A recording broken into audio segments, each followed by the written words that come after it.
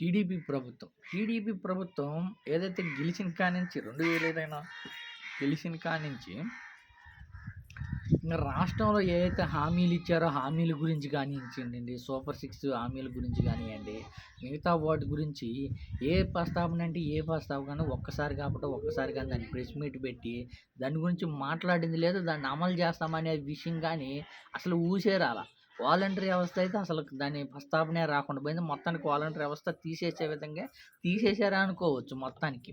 ఎందుకంటే రేపు 1 తారీఖు గ్రామ సచివాలయం చేత పింఛన్దారులకు పింఛన్ ఇప్పించే దానిగా ప్రణాళిక సిద్ధమైంది. రేపు పింఛన్ కానీ ఇచ్చేస్తున్నారు.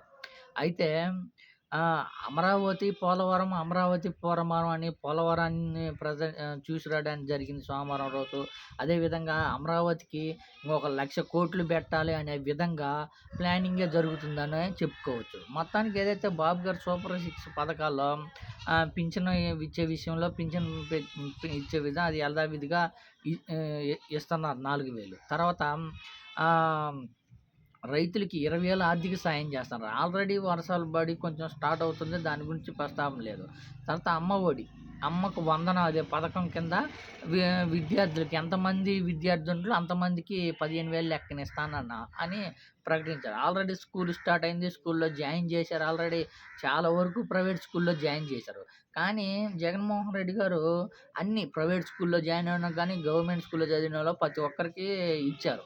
అంటే ఇంట్లో ఒక బెడ్ ఉంటే బెడ్కి చదివించే విధంగా 15,000 ఇస్తాం. కానీ బాబు గారు ఏమన్నారు, ఎంతమంది ఉంటే అంతమంది ఇస్తానన్నారు. అది ఇప్పుడు గతంలో స్కూల్ జాయిన్ అయ్యకముందే డబ్బులు వేసేవాళ్ళు జగన్మోహన్ రెడ్డి గారు.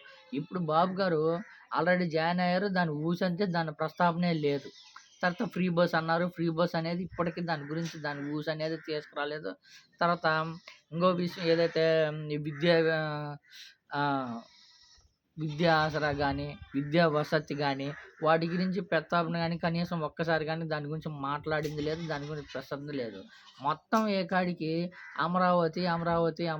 అమరావతిలోనే మొత్తం రాష్ట్ర వ్యాప్తంగా ఏడున్న మొత్తం ఆస్తులు తీసుకుపోయి అక్కడ కొమ్మలియాలనే తప్ప మరొకటి లేనే లేదు.